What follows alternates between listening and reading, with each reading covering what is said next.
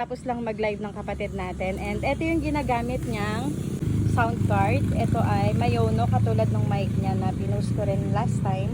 Itong mic na to. Ayan. And ano bang kagandahan nito? Maganda talaga to kasi mas maganda siya sa ibang sound card. At saka mas marami ka nang na-try, no? Oo, marami na talaga ako na-try. Marami na siyang na-try. Five sound cards. 5 brands na. Ito ang Pinakagusto ko. Ito ang pinakagusto ko. Kasi klaro talaga siya. Like, yung boses mo dito. Tapos ito yung mga ito yung mga ano niya. Yung alikabok chat. ito talaga yung mga parang sound effects niya. Tapos ito, pwede ka maglagay ng sarili mong effects. Like songs or... Paano i-record mo?